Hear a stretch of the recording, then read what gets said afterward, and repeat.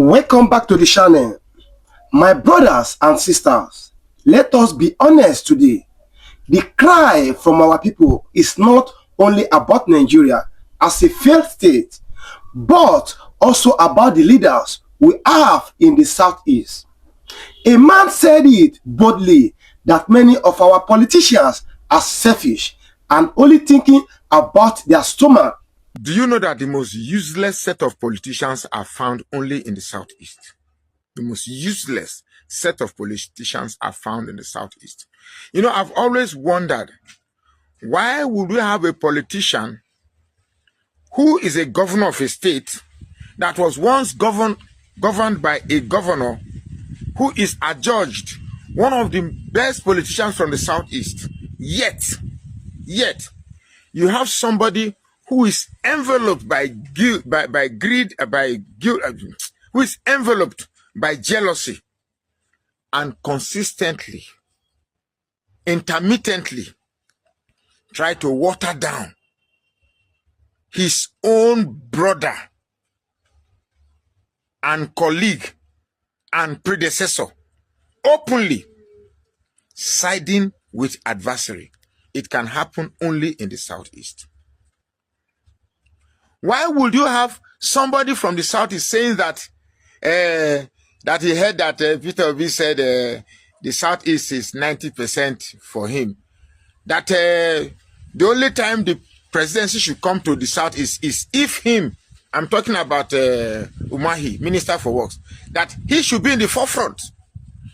I've come to realize that most politicians in the Southeast are self-centered. Most politicians in the Southeast are self-centered.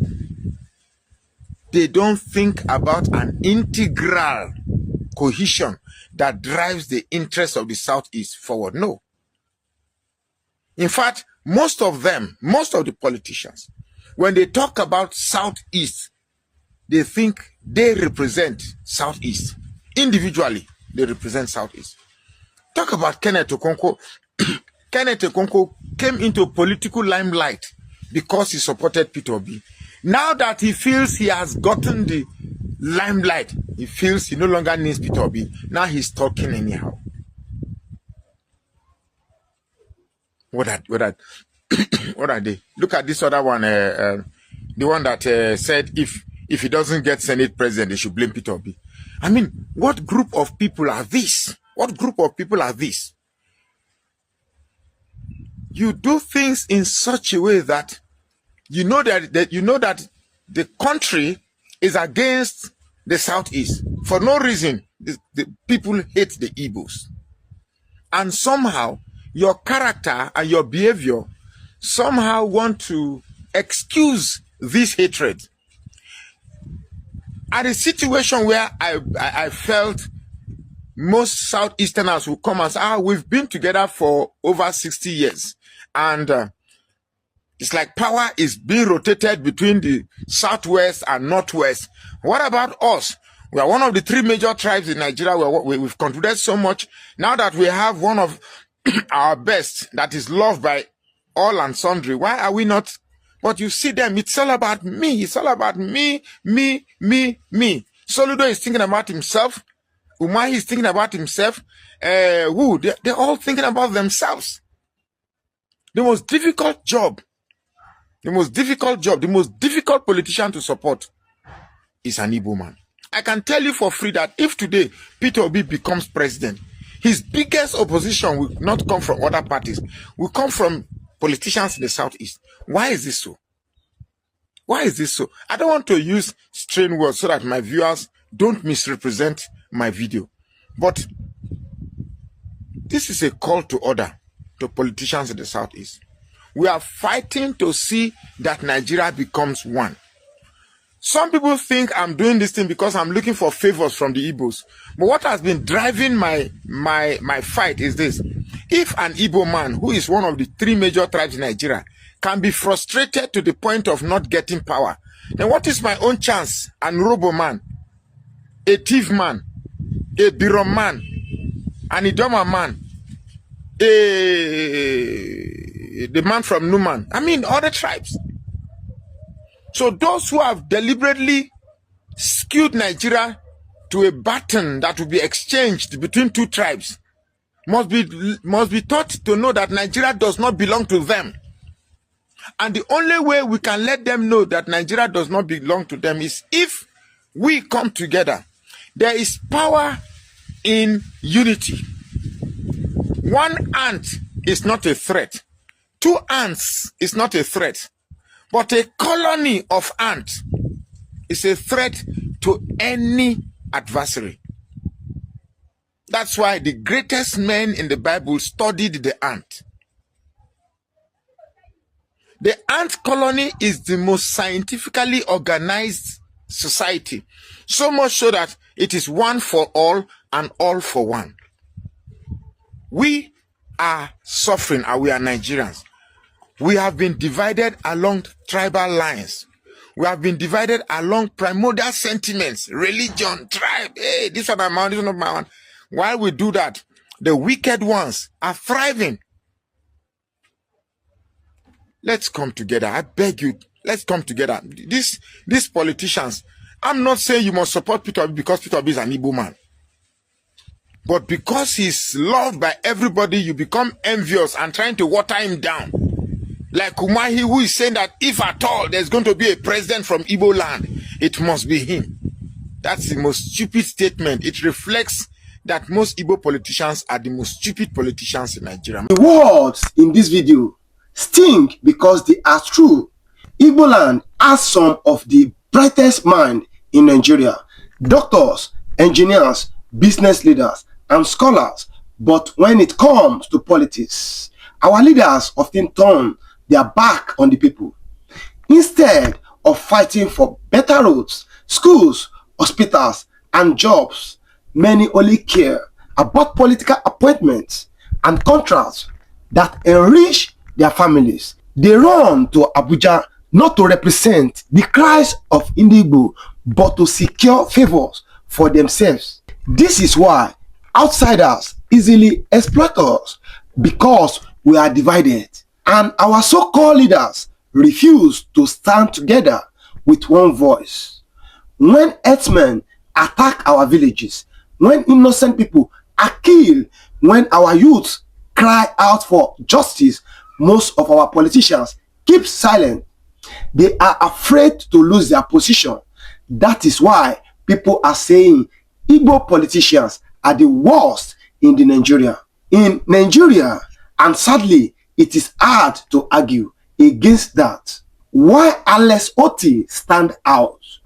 But in the middle of this darkness, we can still see a little light. Governor Alex Otti of Abia State is showing that leadership can be different from the first day he entered office. His focus was not on making noise in Abuja, but on fixing the problem at home. He cleared the backlog of salaries for workers who had been crying for years. He started fixing roads that people thought would never be touched. He is tackling waste, corruption, and insecurity step by step. Whether you like him or not, you cannot deny that he is working for his people. That is why people in Abia are praising him. Alex Otti proves that an Igbo politician can put the people first. Instead of selfish interests, he has become an example of what leadership in the Southeast should look like. If other governors and senators follow this path, Igbo land will not be left behind. Instead of selling out the people, they would defend us and our land would begin to rise again. Betrayal of the Igbo people. One of the greatest wounds in the Southeast is betrayal by our own leaders. Look at the case of Nnamdi Kanu. Why ordinary people have been crying for his release, most politicians from Igbo land act like nothing is happening. Some even openly condemn him just to please Abuja. The same applies to IPOB. Instead of defending the truth that criminals are hijacking the name of IPOB, many of our leaders join the lies and propaganda against their own people. This is betrayal, And it is the worst kind, because when a stranger oppresses you, it hurts, but when your own brother sells you out, it cuts deeper. That is why many people say Igbo politicians are selfish. They want Abuja approval more than the approval of their own people. They want to protect their position more than protecting their own communities. That is why killings continue, kidnapping continue, and our youth are left hopeless. Betrayal has become the biggest problem of Igbo politics. The cost of selfish leadership is writing everywhere in the southeast. Drive through our roads, many are death traps. Visit our hospitals, most lack medicine, equipment, and doctors. And look at our youth, many are forced to migrate abroad because there are no opportunities at home. All of this happening because the leaders who should fight for us have abandoned us. Instead of demanding more from the federal government, they play politics for their own pockets. Instead of uniting as one strong voice, they divide themselves, each running for his own benefit. And who suffers? The ordinary Igbo man. We keep crying about marginalization, but how can the world take us seriously when our own leaders cannot even stand together?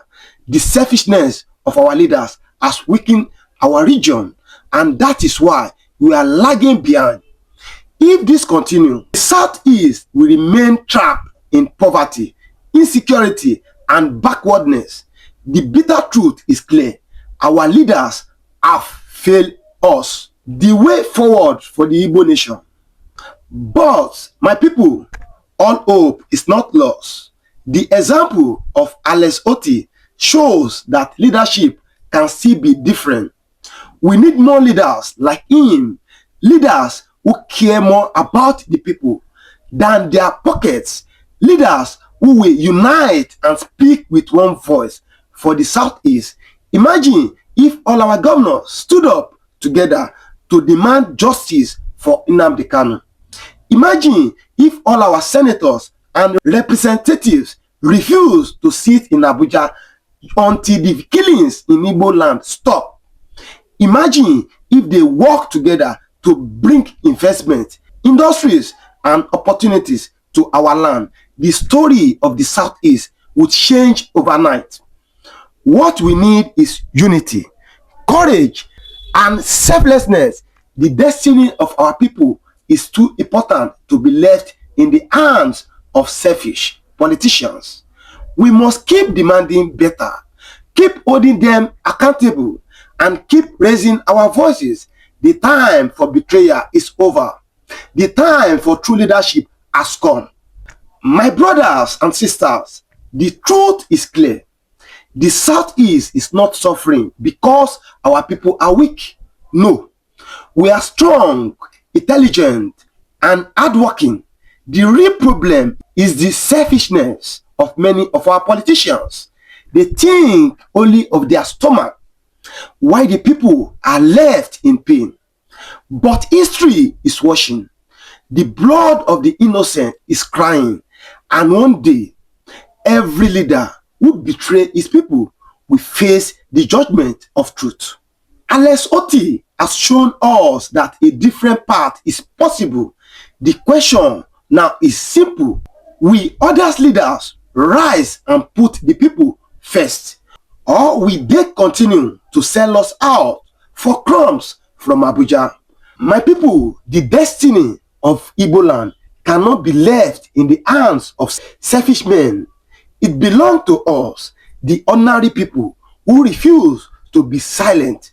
We must keep speaking, keep demanding, and keep standing for justice, because the future of our children depends on what we do today. This is not the end of the story. This is only the beginning. The fight for true leadership in Igbo land continues, and the world is watching.